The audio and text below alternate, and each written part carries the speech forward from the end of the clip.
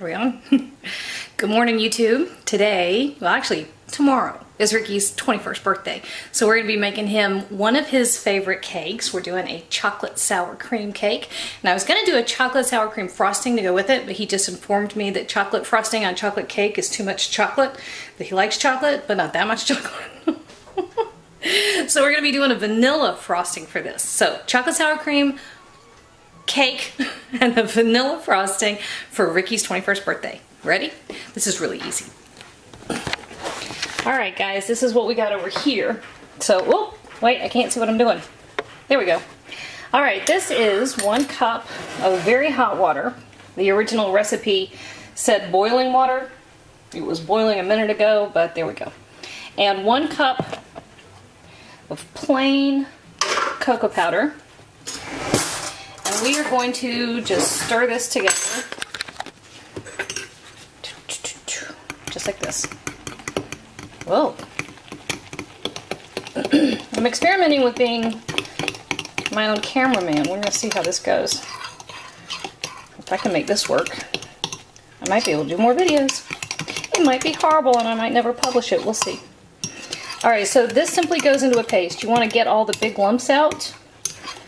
That's going to make your cake a much more consistent consistency. I don't know if that's grammatically correct. Anyway, you're looking for the big lumps. This is going to sit over here to the side while we do some other things. So we'll give it a double check in a minute. And you know what? With most things like this, if you get to where you need to use it and it's just not as smooth as you want, strain it. I don't think I've ever strained it, but alright, so we're going to set that aside. And right here we have a cup, am I locked? A cup of butter. Oh, I want to show y'all something real quick. Alright, so recipes always say butter needs to be softened, right? And yes, but not so softened that it starts to melt. You want it to have some coolness to it. So if you go to squeeze it, I can't even get a grip on it.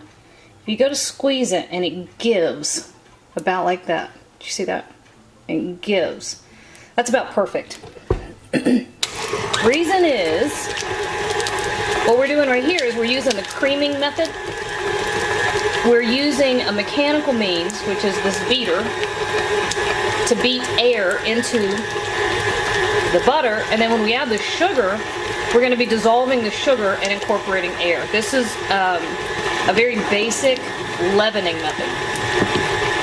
Leavening is simply whatever it is you use to get baked goods to rise. And this is the creaming method. Now this, what I'm adding, slowly, doesn't have to be slowly, you can dump it all in there, doesn't matter. 2½ cups of regular white sugar, granulated sugar. And that's it. We're going to let this go for several minutes. We're going to let it go until things are nice and fluffy and our sugar has started to dissolve and the butter lightens in color. So it takes a minute. I'm not going to stand here and make you watch this. I'll be back in a minute. Here we go. We've had 4 or 5 minutes, and a couple times I have found my rubber spatula, and I just use that to scrape down the sides of the bowl. You'll get a little ring of sugar crystals up on the edge up here, and that's fine. Just knock it back with your rubber spatula. Alright, at this stage, we're going to add in 4 eggs. We're going to do them one at a time. Now I used to think when I was younger, I used to think that exactly 1 egg had to go in at one time because I didn't know why you did it one at a time. Now I just crack them all into one container. It's not that they have to go in one at a time for any other reason other than consistency. So it's super easy to do this. You add them one at a time and let the mixer go. Actually, let's turn that up a little bit. So halfway through, I will, again, scrape down the edges of the bowl. That's also something else I didn't do when I was younger. Listen, I didn't do most things right for a long time. I didn't scrape down the sides of the bowl. I didn't see why it mattered. But if you really take a look at what ends up on the sides of your bowl, you'll realize that you end up with lots of ingredients that aren't fully incorporated into the batter, and that's not what you want. You don't want to come across a piece of cooked egg white when you're biting into a piece of chocolate cake. I don't think that would make anybody's birthday happy. I think that would be pretty gross. So that's the purpose. And surprising what kind of quality those simple maneuvers will add to your finished product. So that's egg number 3. And number 4. Well, those are extra large eggs in America. I know a lot of y'all are in the UK and in Ireland and Scotland. But in the US, that's what's classified as an extra large egg. So 2 ounces, total of 8 ounces of egg. And here we go. When you're scraping, make sure you get down at the bottom.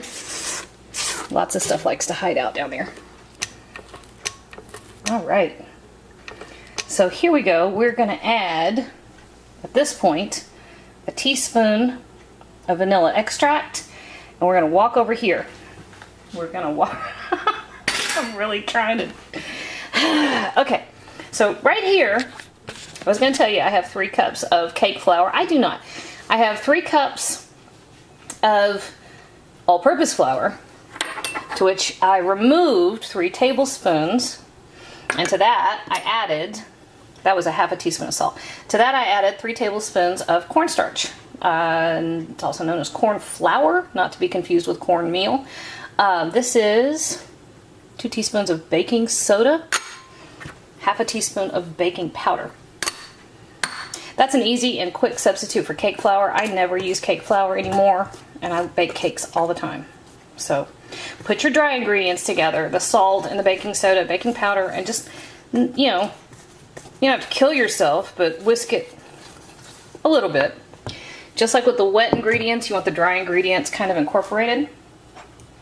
Now, here we go. Sorry for the weird angles.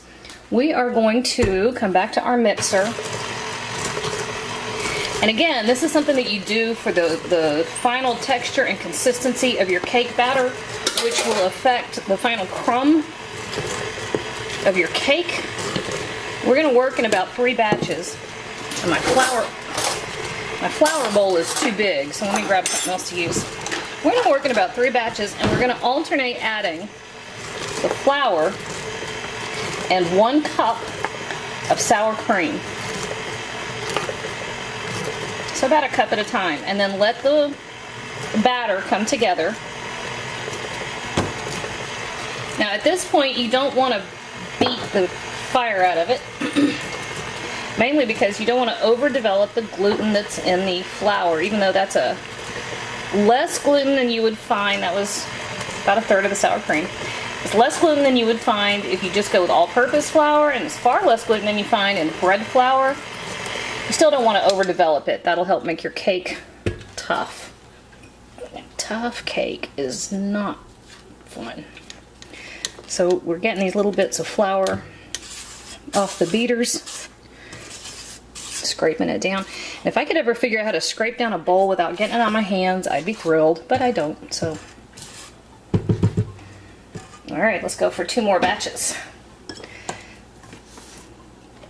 1, 2, it's about 2/3 of a cup of flour in there. Nope, it's about 2 cups of flour in there now. I'm working with a 1/3 scoop. I'm getting my thirds all screwed up. But out of the original 3 cups of flour, about 2/3 of it are now in there. We're going to give it another big dollop of the sour cream.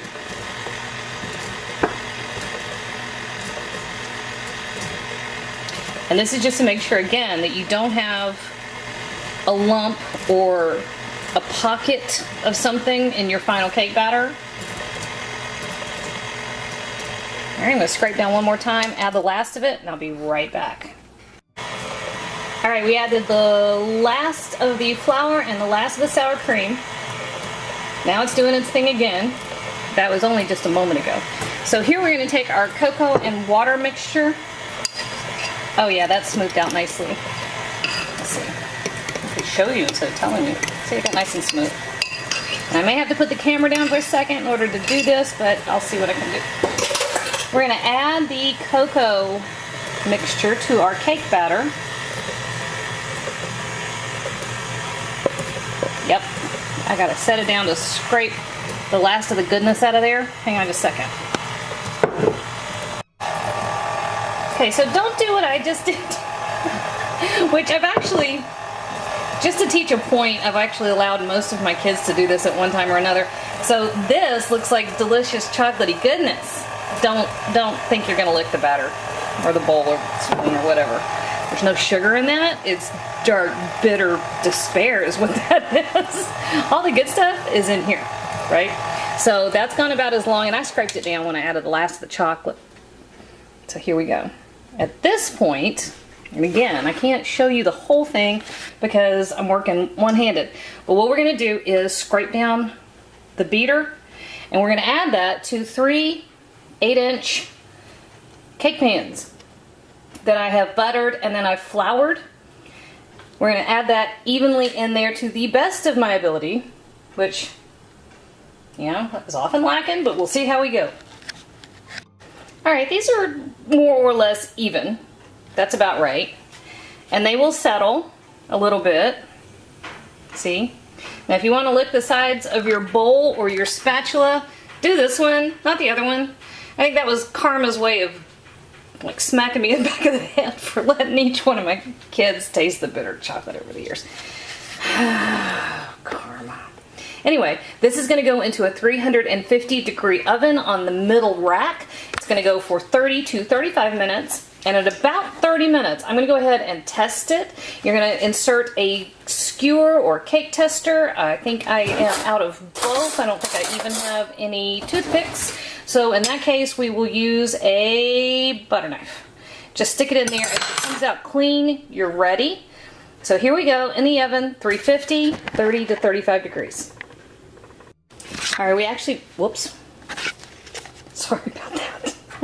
We actually went right at 40 minutes. I'm not sure why it took a little bit longer than it did in my notes from the previous 58 times I've made this cake. But as you can see, it comes out clean. A few little crumbs on the knife are fine, as long as it's not too wet. I did test this at 30 minutes, and they were very wet in the middle, so I gave it another few. Now, here's what you need to do with cakes. You need to set your timer again to 10 minutes, and you're going to let these rest in their cake pans for 10 minutes. At the end of 10 minutes, we're going to turn them out onto a cake rack and let them cool all the way, 100%. You don't want to frost a warm cake. It doesn't work. Trust me, I learned it the hard way. All right, 10 minutes. Here we go. All right, these guys have cooled for about 10 minutes, and I did take a butter knife and just run it around the edge here to loosen it up. That should be all you have to do. If you got it buttered and floured correctly, it should come right out. Just like that.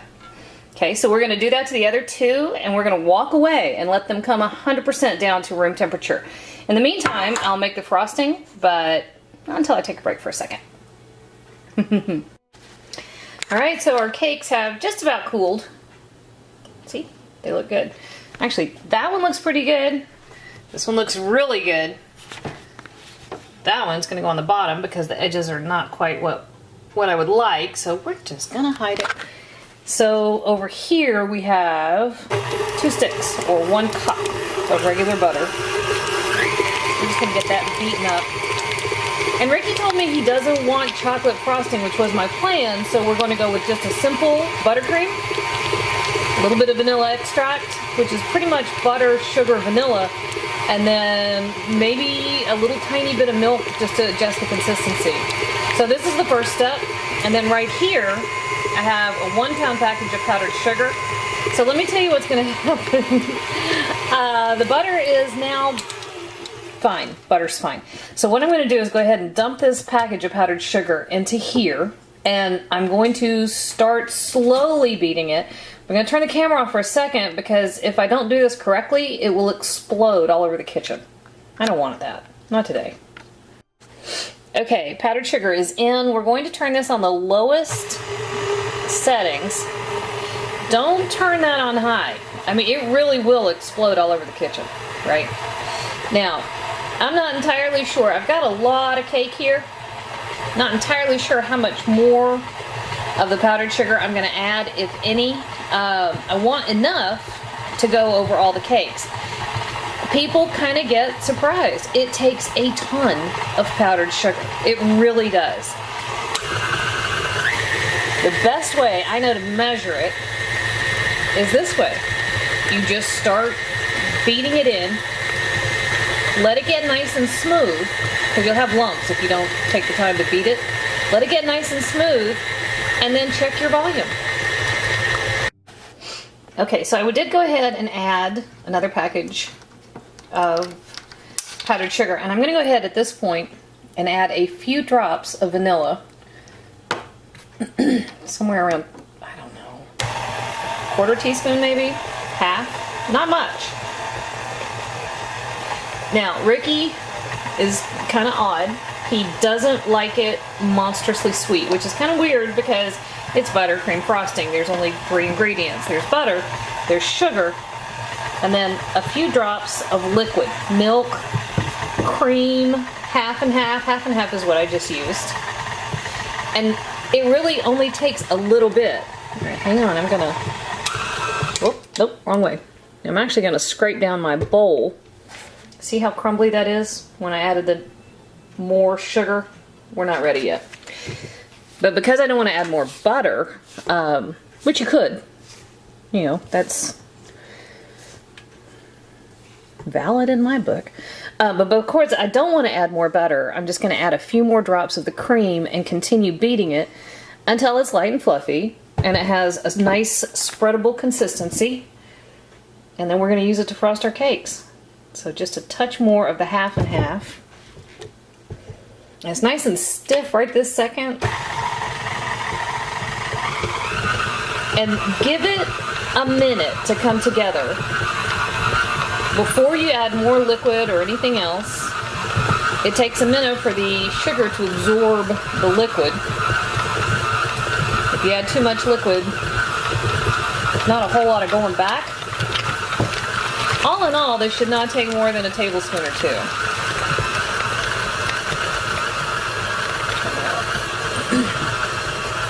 So I'd say I'm on my first tablespoon, probably rounding that out right there with that much. And this is, you hear that? It doesn't absorb right away. But that's also why you work slowly to give it time to absorb.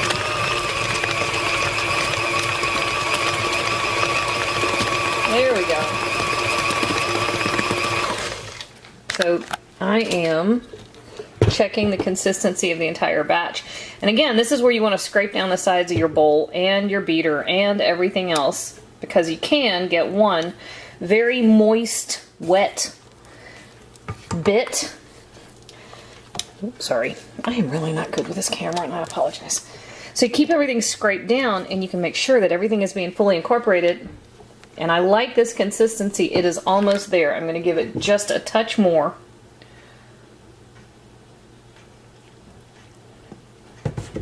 And here we go. Oh, I hear Ricky coming in. So go slow at first. Let it incorporate. And then you turn it up.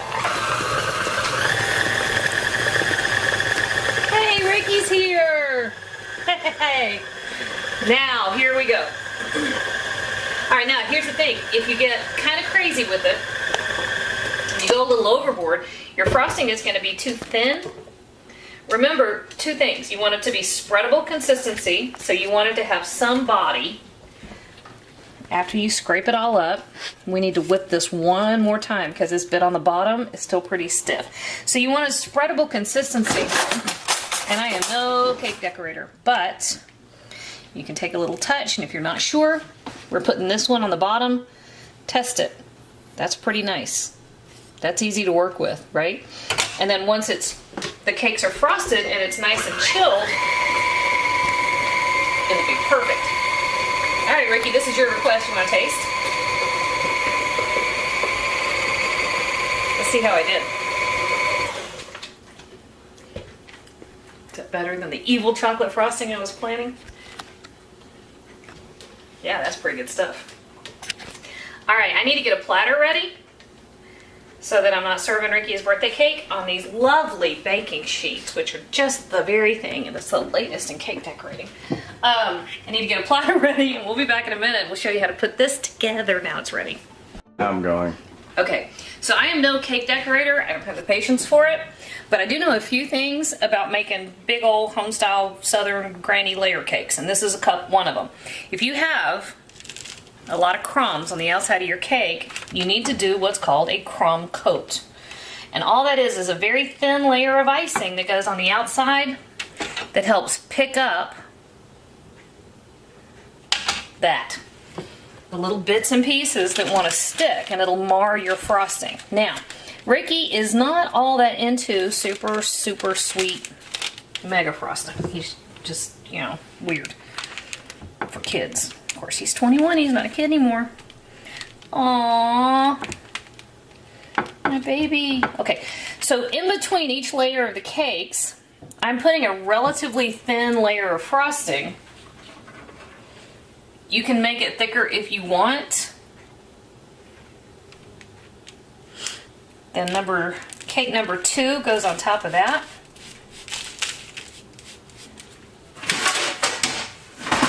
And we repeat. Another thin layer of frosting. And if you're working with something like this and at any time it gets too big or unstable, there's several things you can do. You can take wooden skewers, and you can run wooden skewers down through the cakes to help hold them together. They sell, in cake decorating places, they sell dowels just for that purpose. When you're putting together big cakes, you can use the same with just plain skewers. Or, if you're like me, and to me, it's very much about the flavor. I mean, I want it to look good, don't get me wrong. I want it to look nice, but there's a certain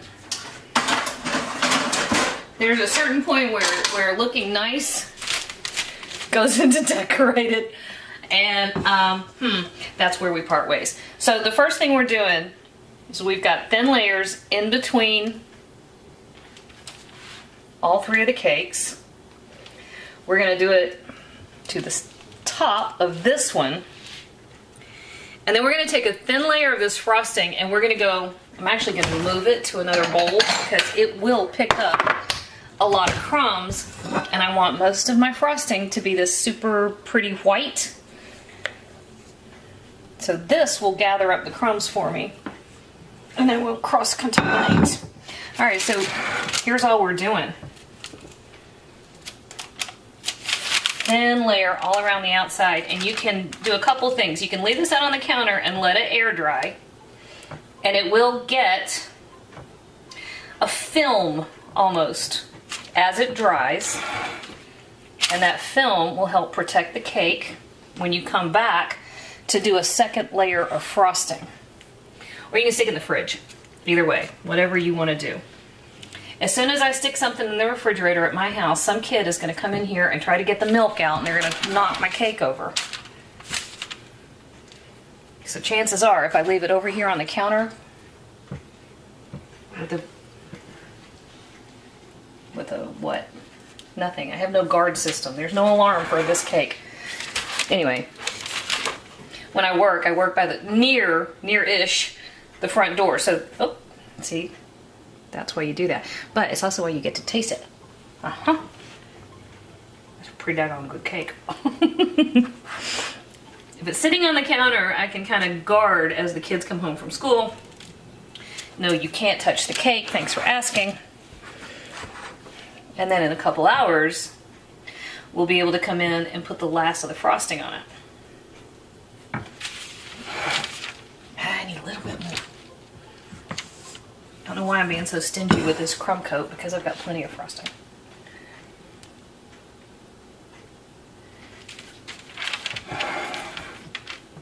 Alright, that's it.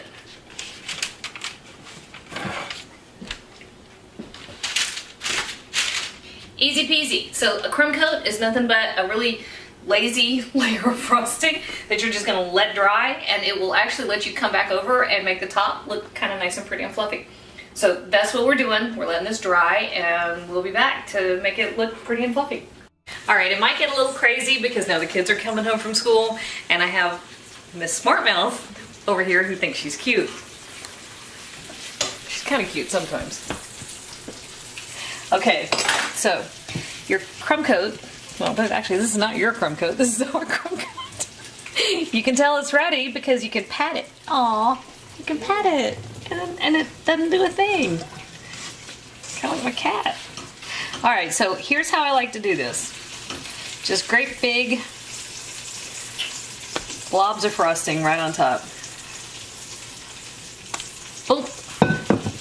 And yes, you can go get, there are special spatulas for frosting cakes and tons of tools. I know how to do a lot of that. Not all of it, but a lot. Ricky, you remember that cake I made for your Cub Scout thing that time? Remember that? I remember that. It took me 3 days to put the stupid thing together. Ricky was maybe 7 or 8 years old, and he had a cake auction for Cub Scouts. And I don't know why, but I decided I'm going to have the best cake, and I'm going to raise all this money for Cub Scouts because my cake is going to be so phenomenal. And I did. I spent 3 days on it. And I made a mountain because it was kind of like the, what are those racers? The soapbox derby racers? It wasn't a mountain. It was a mountain. No, it was tiered cake. It was a tiered cake. And it had... In the shape of a mountain? No, and it had fondant people on the side of it. I know, I made fondant people, but the cake was shaped, okay, it was shaped like a mountain. You were 5. It wasn't. You would have came, but I remember because I was like, why we buy the sucky cakes? Well, because we got there, and I'm thinking, okay, so I have done cake walks before, which in the South, it's a cake auction, and depending on the cake you show up with, you can get $200-300 for a cake, and that's what I was thinking, but we were living in Washington, right? We were out in Seattle. And so I go to this Cub Scout thing, and I'm showing up with this cake that weighed like 40 pounds, and I'm like, yeah, I'm the best mom, I own this. First of all, it was the only homemade cake. Every single thing else was in a bakery package. And secondly, what I didn't know, you weren't allowed to bid more than $20 on any cake. So yes, it was a fundraiser, but it wasn't at all a cakewalk like what I'm used to. And so I probably spent $60 putting this cake together when I could have just handed them a couple $20 bills. So yes, I do know how to make them. But I have realized that that's not my happy place. Cub Scouts probably ruined it for me. Not really. I like the Cub Scouts. But my point is, if that's your thing, my hat's off to you. It's not my thing. So what I care about, Ricky, you're not just like shooting the back of my arm, are you? What I care about is having a cake that tastes great and looks nice. That's my big thing. Are these done yet? Do you mind? I'm over here talking to people. They're probably not done, sweetheart. They were frozen in the middle. You have to cook them on low heat and let them get warm all the way through. Lanta's making frozen pierogies. All right, so this is all you do, all the way around the outside. You put a big blob, you slowly work it around, you work it around the sides, and boom, you have a cake. So I'm going to finish this. I'm going to let her get out of my way. And then I'll take some shots and show you what it looks like when it's all done. All right, so I got the frosting on it, move a little paper, and it looks pretty good, doesn't it?